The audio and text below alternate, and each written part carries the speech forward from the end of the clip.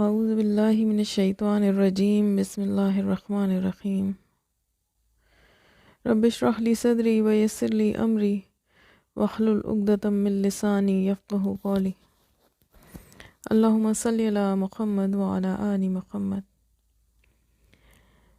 جیسا کہ پچھلی ایپیسوڈ پارٹ 20 میں ہم نے دیکھا کہ ہجرت کے لیے مسلمان آہستہ آہستہ نکلنا شروع ہو گئے، اور حضرت ابوبکر صدیق رضی اللہ عنہ انہوں نے بھی کوچ کا ارادہ کیا، تو نبی صلی اللہ علیہ وآلہ وسلم نے انہیں صبر کا حکم دیا اور کہا کہ شاید ساتھ ہی روانہ ہوں۔ اب نبی صلی اللہ علیہ وآلہ وسلم کو اپنے لیے ہجرت کے حکم کا انتظار تھا، اور ہجرت کا حکم آ گیا۔ اسی موقع پر اللہ تعالیٰ نے پیارے نبی صلی اللہ علیہ وآلہ وسلم کو ایک دعا بھی سکھائی۔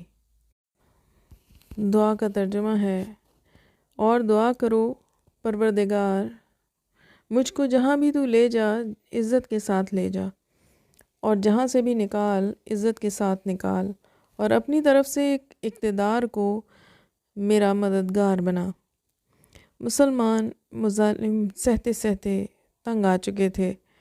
آپ صلی اللہ علیہ وآلہ وسلم نے مسلمانوں کو مدینہ ہجرت کرنے کی اجازت دے دی تاکہ ان کا دن رات کے عذاب سے چھٹکارا ہو جائے۔ مسلمان چوری چھپے مدینے کا رخ کرتے رہے، البتہ کچھ لوگ قریش کی گھات میں آ گئے۔ وہ ہجرت کا موقع نہ پا سکے۔ قریش نے انہیں گرفتار کر لیا، پھر بڑی بے رحمی سے ستایا، خوب ظلم کی بھٹی میں تپایا تاکہ وہ تاب نہ لا کر دین سے بیزار ہو جائیں، ایمان سے ان کا دل کھٹا ہو جائے اور بھولے سے بھی آپ کا نام نہ لیں۔ لیکن خود پیارے نبی صلی اللہ علیہ وآلہ وسلم، جو ظالموں کا اصل نشانہ تھے، اپنے لیے حکم خدا کا انتظار کر رہے تھے۔ آپ صلی اللہ علیہ وآلہ وسلم کی خواہش تھی آقا کی اجازت ہو تو مکہ کو خیر بات کہیں اور مخلص ساتھیوں سے جا ملیں، ان ساتھیوں سے جنہوں نے اللہ کے لیے اپنا وطن چھوڑا تھا، ان ساتھیوں سے جنہوں نے انصار کے شوق ملاقات میں نہ مال کی پرواہ کی نہ اولاد کی، یعنی وہ یہاں سب کچھ اپنا چھوڑ کے گھر بار اور مدینہ روانہ ہو گئے اور انصار سے جا ملے۔ وہ انصار کون تھے؟ وہی خوش نصیب جنہوں نے آپ صلی اللہ علیہ وآلہ وسلم کی مدد کی تھی، آپ صلی اللہ علیہ وآلہ وسلم کو حفاظت کی خدمات پیش کی تھیں، اور جنہوں نے دست مبارک میں ہاتھ دے کر راہ خدا میں سرفروشی کا عہد کیا تھا۔ اللہ مہاجروں کا بھلا کرے۔ انہوں نے صرف خدا کے لیے کن کن نعمتوں سے ہاتھ دھویا، کیسی کیسی چیزوں پر صبر کر لیا۔ انصار کا بھی بھلا کرے کہ انہوں نے دینی بھائیوں کو اپنے یہاں بلایا، اپنے گھروں میں ٹھہرایا، صرف اللہ کی خوشنودی کے لیے۔ ہجرت کا حکم آ گیا۔ آپ صلی اللہ علیہ وسلم نے مدینہ جانے کا ارادہ کر لیا۔ اس وقت قریش کی بھی سازش مکمل تھی، سارا خاکہ تیار تھا۔ بات کیا تھی؟ مسلمانوں کی ہجرت کا بڑا اچھا اثر پڑا، دعوت کے لیے ایک وسیع میدان ہاتھ آ گیا۔ لوگ اسلام کی برکتیں دیکھ کر بہت متاثر ہوئے، بہت تیزی سے اس کی طرف بڑھنے لگے، اور ہر طرف اسلام کا چرچا ہونے لگا، مسلمانوں کا زور بڑھنے لگا۔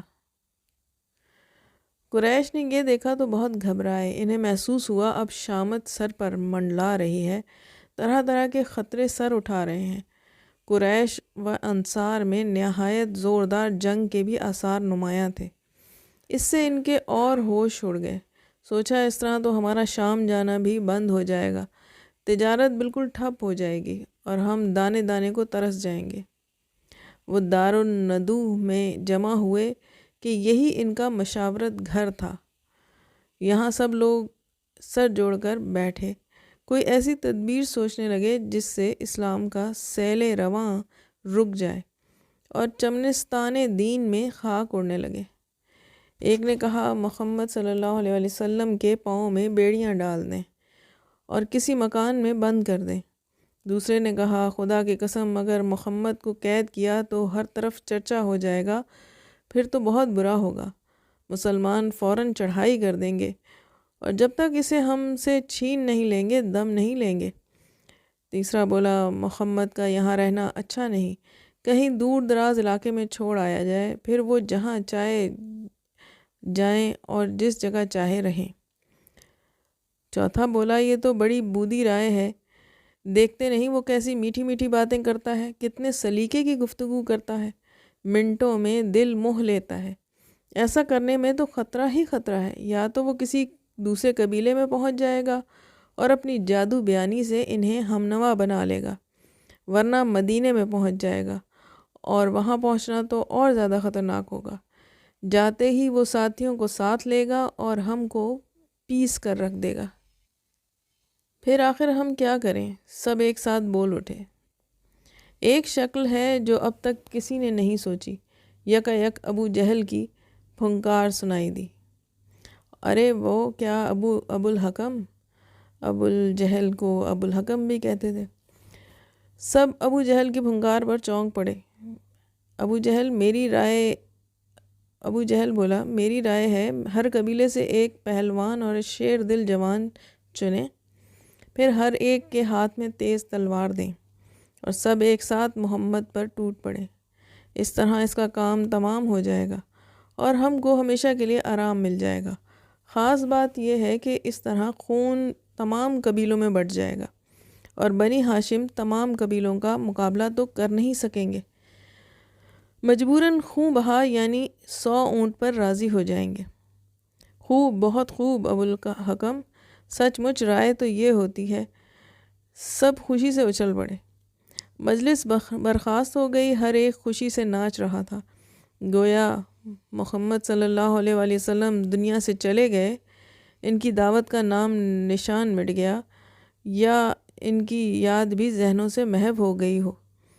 وہ اس طرح خوش ہو رہے تھے کہ ان کی دعوت سے دنیا ناآشنا ہو گئی ہو اور اس پر گردش زمانہ کی کئی تہیں پڑ گئیں۔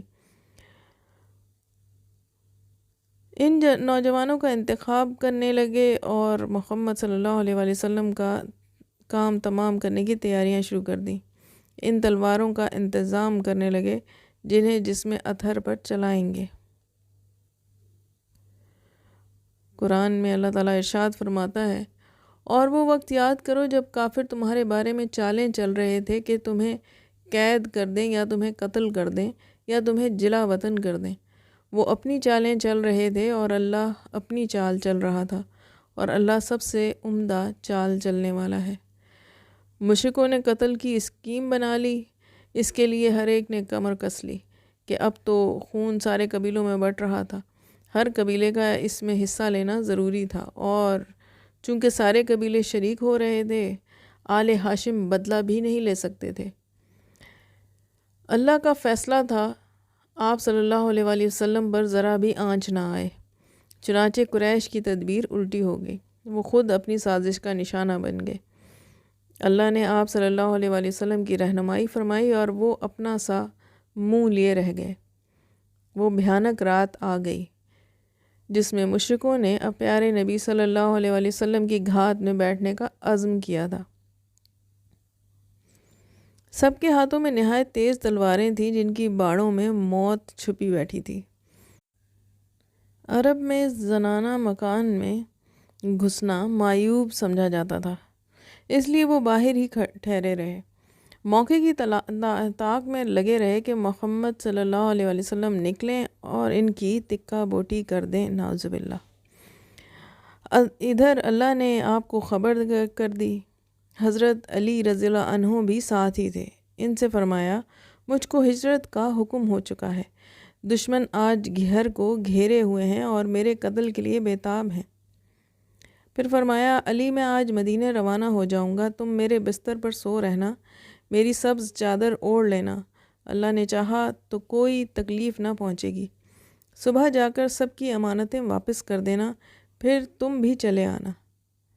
بات کیا تھی، قریش اگرچہ آپ کی جان کے دشمن تھے لیکن آپ ہی ان کے امین بھی تھے، جسے کوئی امانت رکھنی ہوتی آپ کے ہی پاس رکھتا، اس وقت بھی آپ کے پاس بہت سی امانتیں تھیں۔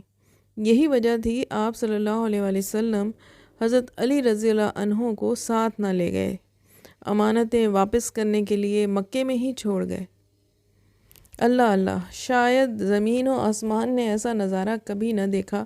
ایک طرف خون کے پیاسے دشمن ہیں، ہاتھوں میں خون آشام تلواریں ہیں، گھر کو گھیرے ہوئے ہیں کہ آپ باہر نکلیں اور وہ جسم مبارک کے پرزے اڑا دیں۔ دوسری طرف امین قریش کی یہ ایمانداری ہے، امانتوں کا اس کے پاس انبار ہے۔ یہ امانتیں کس کی ہیں؟ انہی ظالموں کی جو آپ کے خون کے پیاسے ہیں۔ چاہیں تو ساری امانتیں لے کر آپ چلے جائیں، نہ کوئی آپ کا کچھ کر سکے، نہ آپ کو کچھ کہہ سکے۔ پھر اس وقت آپ صلی اللہ علیہ وآلہ وسلم نادار بھی ہیں، دولت کے شدید حاجت مند بھی ہیں، لیکن یہ سب کچھ ایک طرف، امین قریش کی امانت داری ایک طرف، اس میں سے ایک حبہ لینا گوارا نہیں کیا۔ پھر یہی نہیں، پیارے بھائی کو بھی وہیں چھوڑ دیتے ہیں، ہاں انہی خطرات کے نرغے میں، کیونکہ صرف اس لیے کہ ان ظالموں کی امانتیں ان تک پہنچا دیں۔ حضرت علی رضی اللہ عنہ نے فی امان اللہ کہا اور آپ روانہ ہو گئے۔ جدا ہوتے وقت دونوں نے انتہائی شوق و محبت کے لہجے میں کہا، اللہ کو منظور ہوا تو پھر مدینے میں ملیں گے۔ حضرت علی رضی اللہ عنہ بستر مبارک پر لیٹ گئے اور سبز چادر اوڑھ کر سو رہے۔ دشمنوں کو آپ کا انتظار تو تھا ہی، ایک ایک لمحہ ان پر بار ہو رہا تھا۔ دیر ہو گئی تو روزن سے اندر جھانکنے لگے۔ بستر مبارک پر نظر پڑی تو آپس میں بولے، وہ دیکھو محمد سو رہا ہے، وہ اپنی سبز چادر بھی اوڑھے ہوئے ہے۔ پھر وہ سونے والے کا انتظار کرنے لگے کہ وہ باہر آئے اور اس پر ٹوٹ پڑے۔ اس سے پہلے ہوا یہ کہ کچھ رات گزر گئی تو آپ نے ایک مٹھی دھول لی، سورہ یاسین کی ابتدائی آیتیں پڑھیں اور دھول اڑاتے ہوئے باہر آ گئے۔ اس دھول سے جیسے قریش کچھ دیر کے لیے اندھے ہو گئے، وہ آپ کو دیکھ نہ سکے۔ آپ پروگرام کے مطابق ابو بکر کے گھر پہنچے۔ اس سے 2-3 دن پہلے بھی آپ صلی اللہ علیہ وآلہ وسلم ابو بکر رضی اللہ عنہ کے گھر گئے تھے۔ دوپہر کا وقت تھا، دروازے پر دستک دی، حضرت ابو بکر رضی اللہ عنہ باہر آئے، نظر پڑتے ہی بے ساختہ بولے، ضرور کوئی بات ہے کہ حضرت نے اس وقت زحمت فرمائی۔ اجازت کے بعد آپ صلی اللہ علیہ وآلہ وسلم گھر کے اندر تشریف لے گئے۔ آپ صلی اللہ علیہ وآلہ وسلم نے فرمایا کہ اگر کوئی بھی اس وقت یہاں موجود ہے تو اسے روانہ کر دیں، کچھ مشورہ کرنا ہے۔ یہ 2-3 دن پہلے کا واقعہ ہے، جب اللہ تعالیٰ کی طرف سے حکم آیا تھا تو وہ آپ صلی اللہ علیہ وآلہ وسلم نے حضرت ابو بکر رضی اللہ عنہ سے شیئر کیا، ان کو بتایا کہ کیا حکم آیا ہے اور ہمیں اب روانہ ہونا ہے۔ تو آپ صلی اللہ علیہ وسلم فرماتے ہیں کہ ہجرت کی اجازت آ گئی ہے، مکے سے اب ہمیں بھی چلنا ہے۔ میرے ماں باپ آپ پر فدا، کیا مجھ کو بھی رفاقت کا شرف حاصل ہوگا؟ کیا سفر میں بھی آپ کے ساتھ رہوں گا؟ ابو بکر نے پوچھا۔ ہاں تم کو بھی چلنا ہے، تیار ہو جاؤ، ہم دونوں ساتھ چلیں گے۔ یہ سننا تھا کہ ان کی آنکھوں میں خوشی کے آنسو تیرنے لگے۔ عرض کیا، اللہ کے رسول، میں نے کچھ سامان تیار کیا ہے جو جہاد میں کام آئے گا۔ سفر کے لیے 2 اونٹنیاں بھی تیار کر لی ہیں۔ عبداللہ بن ارقیت سے بھی بات کر لی ہے، سفر میں اس سے سہولت رہے گی، یعنی وہ ان کی اونٹنیوں کو لے کے چلے گا۔ فرمایا، ابھی اونٹنیوں کی ضرورت نہیں، پہلے تو ہم جنوب کا رخ کریں گے، جبل سور میں ایک غار ہے، کچھ دن وہاں ٹھہریں گے۔ حضرت ابو بکر رضی اللہ عنہ سمجھ گئے اس میں کیا مصلحت ہے۔ آپ صلی اللہ علیہ وسلم کی حیرت انگیز سوجھ بوجھ کا تجربہ کر چکے تھے، جانتے تھے آپ کتنی باریک تدبیریں کرتے ہیں کہ دشمن اپنا سا منہ لے کر رہ جاتے ہیں۔ جبل سور مکے سے جنوب میں ہے، تقریباً 5 میل کی مسافت پر، یمن کے راستے میں۔ آپ صلی اللہ علیہ وسلم سمجھتے تھے ہر شخص جو سنے گا محمد مکے سے چلے گئے، سمجھے گا وہ مدینے ہی کے راستے میں ہوں گے اور شمال کی طرف دوڑے گا، چونکہ مدینہ مکے سے شمال میں ہے۔ چنانچہ آپ صلی اللہ علیہ وسلم نے ایسا نقشہ بنایا کہ پیچھا کرنے والے ناکام ہو کر لوٹ جائیں۔ ان کو پتہ بھی نہ چلے آپ کہاں گئے۔ مکے کی آخری رات جب کہ دشمنوں نے گھر کو گھیر لیا تھا، سیدھے آپ صلی اللہ علیہ وآلہ وسلم ابو بکر رضی اللہ عنہ کے گھر پہنچے، ان کو ساتھ لیا۔ گھر کے عقب میں ایک کھڑکی تھی، اس سے نکل کر باہر آئے اور رات کے پرسکون اور تاریک سناٹے میں جنوب کا رخ کیا اور غار ثور کی طرف تیزی سے بڑھے۔ صبح تڑکے ہی حضرت علی رضی اللہ عنہ کی آنکھ کھل گئی، وہ بستر چھوڑ کر اٹھ گئے۔ آہٹ ہوئی تو دشمن بھی چوکنے ہو گئے کہ اب کام کرنے کا وقت آ گیا۔ لیکن یہ محمد کے بستر سے کون اٹھا؟ لوگ بار بار بے تابی کے ساتھ روزن سے اندر جھانکتے اور حیران ہو کر وہاں سے ہٹ جاتے۔ یہ سو کر اٹھنے والا محمد تو نہیں، یہ تو ابو طالب کا چھوکرا علی ہے۔ ارے یہ کیا ہوا؟ ارے وہ کہاں چلے گئے؟ گھر تو ہر طرف سے ہمارے گھیراؤ میں تھا۔ یہ وہ الفاظ تھے جو بے اختیار ان کی زبانوں سے نکلے۔ وہ بالکل حیرت کی مورت بن گئے۔ کیا ہم رات بھر علی کے لیے بیٹھے رہے؟ اور محمد وہ کہاں چلا گیا؟ ہر ایک بدحواسی میں ایک دوسرے سے پوچھ رہا تھا، لیکن جواب دینے والا کوئی نہ تھا۔ کچھ ہی دیر میں اور آدمی بھی پہنچے۔ دیکھتے دیکھتے لوگوں کی بھیڑ لگ گئی۔ لوگ بے-تابی سے چلے آ رہے تھے کہ دیکھیں محمد صلی اللہ علیہ وآلہ وسلم کا کیا حشر ہوا۔ یہاں پہنچے تو معلوم ہوا محمد صلی اللہ علیہ وآلہ وسلم تو کہیں چلے گئے ہیں، وہ تو ان کے ہاتھ ہی نہیں لگے۔ سب حیران رہ گئے۔ سب نے پوچھا، گھر میں گھس کر علی سے پوچھو۔ غم و غصے سے سب بدحال تھے۔ علی رضی اللہ عنہ سے پوچھا، تمہارا ساتھی کہاں ہے؟ جواب ملا، مجھے نہیں معلوم۔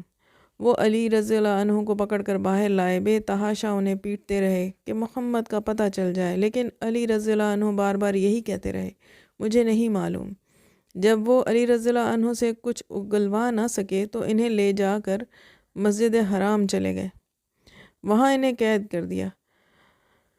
برابر ستاتے رہے، یہاں تک کہ کچھ رشتہ دار بیچ میں پڑے۔ اس طرح کہیں جا کر ان کی جان چھوٹی۔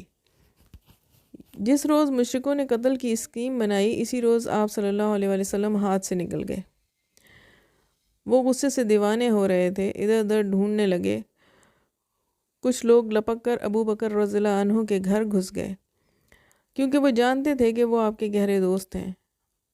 انہی لوگوں میں ابو جہل بھی تھا۔ کنڈی کھٹکھٹائی تو بڑی بیٹی اسما رضی اللہ عنہ نکلی۔ باپ کہاں ہے تمہارا؟ دیکھو صحیح صحیح بتانا، جھوٹ نہ بولنا۔ دشمنوں نے سوال کرنا شروع کر دیا۔ اللہ نہ کرے میں جھوٹ بولوں۔ جھوٹ بولنے کی کیا بات ہے؟ مجھے کیا پتا، مجھے نہیں پتا کہ وہ کہاں ہے۔ دشمن سمجھ گئے ابو بکر رضی اللہ عنہ بھی محمد صلی اللہ علیہ وآلہ وسلم کے ساتھ ہی فرار ہو گئے۔ ابو جہل غصے سے بھرا ہوا تھا، بدبخت سے برداشت نہ ہوا، پوری قوت سے معصوم گال پر ایک چانٹا رسید کیا، کان سے بالی چھڑک کر دور جا گری۔ پھر دشمن لوٹ آئے اور کوئی ایسا شخص تلاش کرنے لگے جو پیروں کے نشان پہچانے اور ان کی رہنمائی کرے۔ تلاش کے بعد ایک آدمی مل گیا جو پیروں کے نشان پہچاننے میں ماہر تھا۔ نام اس کا سراقہ بن مالک تھا۔ وہ رسول اللہ صلی اللہ علیہ وآلہ وسلم اور عاشق رسول رضی اللہ عنہ کے پیروں کے نشانات دیکھتا ہوا چلا۔ پیچھے پیچھے قریش کا ایک مجمع تھا، چلتے چلتے مکے سے باہر آ گئے۔ اب سراقہ نے جنوب کا رخ کیا اور وہ کوہ سور کی طرف بڑھا۔ لوگ سخت حیران تھے، ہر ایک تعجب سے کہہ رہا تھا آخر محمد کدھر گیا، جنوب کی طرف یا شمال کی طرف؟ دشمنوں کی سمجھ میں کچھ نہیں آ رہا تھا، لیکن وہ سراقہ کے ساتھ ساتھ چلتے رہے، شاید کچھ پتہ چل جائے۔ اللہ خدا نے رسول صلی اللہ علیہ وآلہ وسلم سے وعدہ کیا تھا، وہ دشمنوں کی سازش کو ناکام کر دے گا۔ آپ صلی اللہ علیہ وآلہ وسلم پر ذرا بھی آنچ نہ آنے کا وعدہ۔ سراقہ پہاڑ پر چڑھ گیا، دشمنوں کا قافلہ بھی ساتھ ساتھ تھا۔ پھر اچانک وہ رک گیا، چہرہ اداس تھا، انتہائی حیرانی اور گھبراہٹ کا پتہ دے رہا تھا۔ اس کی سمجھ میں نہیں آ رہا تھا اب کہاں جائے اور کدھر جائے۔ بھئی سراقہ کیا بات ہے؟ سراقہ نے سامنے ایک پتھر کی طرف اشارہ کیا۔ اس پتھر تک تو وہ دونوں آئے، پھر نہیں معلوم کہاں گئے۔ ارے سراقہ، آج تمہیں کیا ہو گیا؟ خدا کی قسم اس طرح تو تم کبھی نہیں بہکے۔ کچھ فاصلے پر ایک چرواہا دکھائی دیا جو اپنی بکریاں چرا رہا تھا۔ کیا اس پہاڑ پر 2 آدمیوں کو چڑھتے ہوئے دیکھا ہے؟ میں نے تو کسی کو دیکھا نہیں، لیکن دیکھ لو، ہو سکتا ہے دونوں غار میں ہوں۔ چرواہے نے جواب دیا۔ قریش تیزی سے پہاڑ پر چڑھے، پھر بے تحاشا غار کی طرف لپکے۔ تیر، تلوار اور لاٹھی سب سے مسلح تھے۔ ہر ایک کی تمنا تھی محمد صلی اللہ علیہ وسلم کو مارنے کا صحرا اسی کے سر آئے۔ واہ رے محمد صلی اللہ علیہ وسلم اس وقت غار میں کھڑے نماز میں مصروف تھے، اور یار غار پاس ہی بیٹھے تھر تھر کانپ رہے تھے۔ ظالموں کی نظر کہیں آپ صلی اللہ علیہ وسلم پر نہ پڑ جائے۔ دشمنوں کی آوازیں بھی کانوں میں آ رہی تھیں۔ ان کے رخ کا بھی اندازہ ہو گیا تھا، اور اب تو پیروں کی آہٹ، لاٹھیوں کی کھٹکھٹ اور قریب ہوتی جا رہی تھی۔ ابو بکر رضی اللہ عنہ چپ چاپ تھے، نگاہیں آپ صلی اللہ علیہ وسلم پر گاڑے ہوئے۔ رہ رہ کر دل چاہتا کاش میں محمد صلی اللہ علیہ وسلم کو دل کے اندر چھپا سکتا۔ پیارے نبی صلی اللہ علیہ وسلم نماز سے فارغ ہو گئے۔ حضور نے کی جان خطرے میں دیکھ کر ابو بکر خوف و گھبراہٹ سے بدحال تھے۔ دل بیٹھا جا رہا تھا۔ آپ سب بھانپ گئے۔ فوراً ڈھارس بندھائی، گھبراؤ نہیں، اللہ ہمارے ساتھ ہے، لا تحزن ان اللہ معنا۔